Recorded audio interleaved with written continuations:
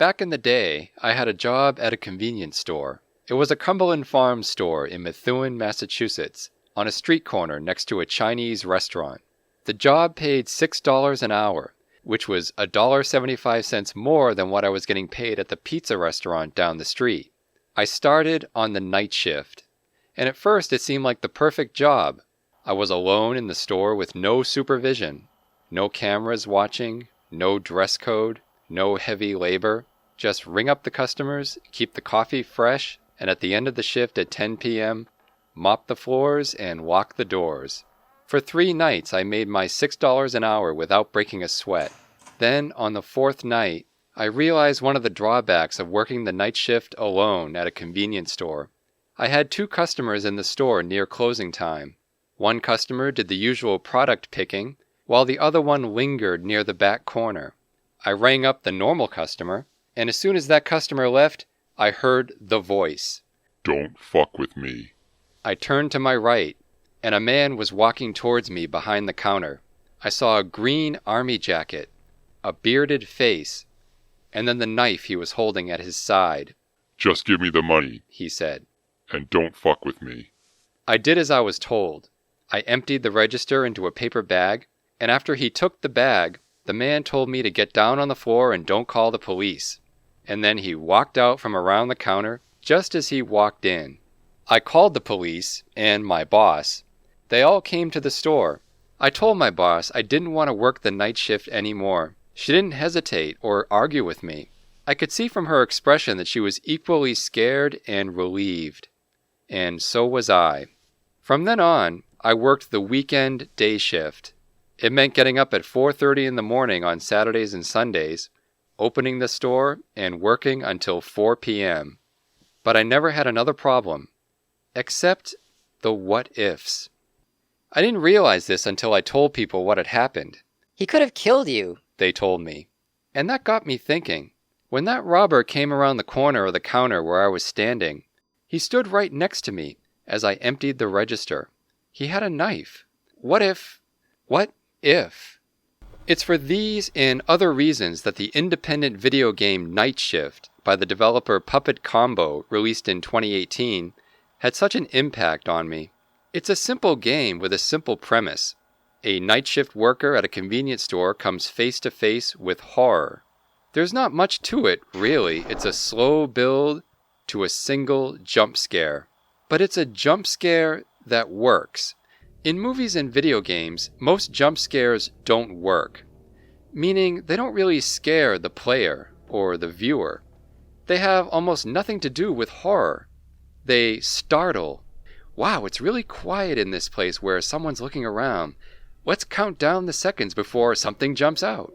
Seriously, if I could outlaw jump scares, I would. Because apart from being a potential cure for hiccups, they are one of the most worthless devices in movies and games. Their ideal medium is YouTube, where startled people can trigger a laugh response from their audience. You could call the jump scare a subgenre of YouTube comedy, which unfortunately just encourages this sort of thing. Night Shift has its share of YouTube reaction videos, but in this case, I don't laugh at them. I sympathize. And in a way, I'm envious. I wish I could have that release, that dramatic reaction that I could dissipate into the onlooking gaze of social media. Instead, my reaction was silent and scared. Here's how it works. Anyone playing this game knows that it's a horror game designed to scare us. The trick it pulls is convincing us in the opening few minutes that maybe, just maybe, this won't be all that scary. There's a knowingness to it that borders on parody. This is in line with other horror games by Puppet Combo, which deliberately evoke a dated horror movie and video game aesthetic. It's meant to look like something from the 1980s or the 1990s, complete with a graphical overlay called VHS that simulates a really weak signal on a cathode ray tube television. Even turning off this effect does nothing to lessen its cheap grindhouse look. This game could have been made by a cynical fraud cashing in on the nostalgia of old-school video junkies like myself. Even as a joke, The PlayStation 1 level graphics have a limited charm. But as it turns out, charm isn't really the goal here. Even knowing that this is a horror game, the player gets distracted by the mundane setting and trivial goals. Arriving at the Quick Mart with Amber for an overnight shift, the unidentified player character fails to get a 6 a.m. pickup from Amber. It doesn't matter what you say here, Amber is not picking us up at 6. Soon after, our character takes over the night shift from Katz, who has a hot date. You get the idea that in the normal world outside of the store, everyone is having fun while we're stuck inside for hours of deadly boredom. And we have things to do in the store. Items have to be restocked, the floor has to be swept, and swept, and swept. The newspaper tells us the time setting. A space shuttle has exploded, likely a reference to the Challenger disaster of 1986. The store isn't too different from the one I worked at. I didn't have to deal with gas pumps or security cameras, and I'm glad I didn't. But that hard fluorescent lighting, the tiled floors, the way space seemed contracted and filled with artificial goods, it's all perfectly rendered in blocky pixels. The back area is suitably dank and ugly. It's hard to decide which part of the store you most wouldn't want to be in. No wonder I spent so much time reading on the job. Cracking open a thick hardback book behind the counter was the only means of escape. It's either that or just walk out of the store, which this game correctly forbids you from doing. For a little while, anyway. After completing the chores left behind by Katz, the first customer comes in. Again, this is a horror game. It's been established that we are stuck here for a seemingly ordinary and boring night on the job. We know something will happen, and it will probably involve one of these customers. That's what happened to me in real life. It's like the reverse of that short story, The Lady or the Tiger. Instead of choosing a door behind which is either a lady you have to marry or a tiger who will kill you, we are the ones behind the door, waiting to be chosen. But who is going to come through that door? As a former clerk, I can speak maybe for all clerks that from our point of view behind that counter, there are two types of customers. The types can be separated by how they treat the clerks. Most customers treat the clerks as means to an end, to ring up merchandise, deliver the change, and maybe point out where something is if the customer can't find it. These are the customers we like, and luckily it's the vast majority of customers. Then there is the other kind, the kind that sees the clerks as people to interact with. I know this might sound antisocial or paranoid, but believe this. The more a customer tries to talk to a clerk, the scarier that customer is. In a way, all workers in a customer service position have to deal with this. But for a lone worker at a convenience store, especially during the night shift, there's a heightened fear of the customer. There's no manager sitting in the back, and there's nowhere to run. You have to have your guard up. Even the friendliest sort of customer who just wants to pass the time chatting can be dangerous. Because 1 minute that chatty customer is making things a little less lonely, passing the time, the next minute that chatty customer is asking us personal information. What's our name? Where do we live? What time do we get off work? What are we doing after work? You see where this is going. Anyway, the point is, from the clerk's point of view, the best customers are the ones who know what they want, get what they want, and leave you in peace. Now, it can go the other way. Clerks can be creepy too. The convenience store is one of those liminal spaces, combining a bar, a restaurant, and a supermarket. Random strangers come and go, and some of them are attractive. So what's the harm in smiling a little more, or stealing a glance, or even trying a little chit-chat during the transaction? Just as much as clerks can get annoyed or scared by overly chatty customers, customers are not normally fond of aggressively chatty or attentive clerks. In this game, even in its very limited running time and with only a few customers, you see the various types of convenience store interaction. The variety itself makes you forget sometimes that this is a horror game, that maybe this is a role-playing game about being a clerk. First, a truck driver comes in with a no-nonsense transaction for gas. A young woman enters and the clerk has options for personal chit-chat that might not be appropriate. Again, we don't know the identity of the clerk, we just put ourselves in the role. But then a customer comes in and sort of lingers around the alcohol area. And this is bringing back memories of that robbery in Cumberland Farms. That's what the robber did. He lingered in that corner of the store waiting for another customer to leave, and then he rounded that corner to my side of the counter and demanded the money from the register. Playing this part of the game, I was almost certain this is what would happen, and I braced for it, watching the customer take something out of the refrigerator and head over to me at the counter. Why am I just standing here waiting? Why didn't I just run out?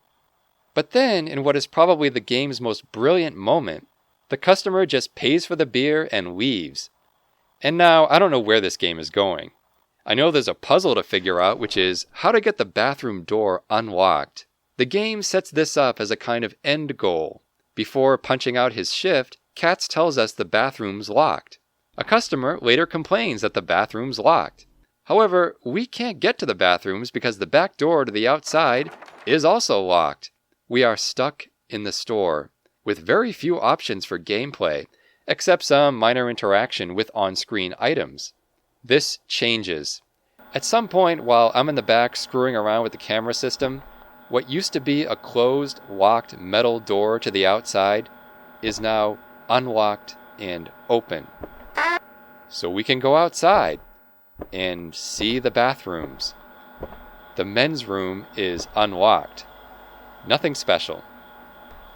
The women's room is also unlocked, and inside there's an odd symbol drawn on the wall. Could be graffiti. Could be something else.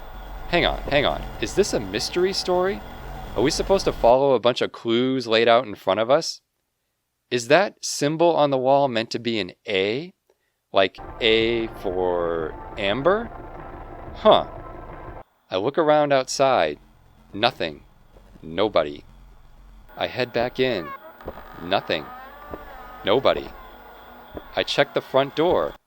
Can't go out. I turn around and...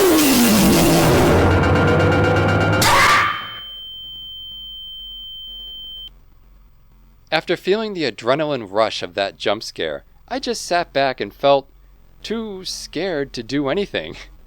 Game over. Should I replay it?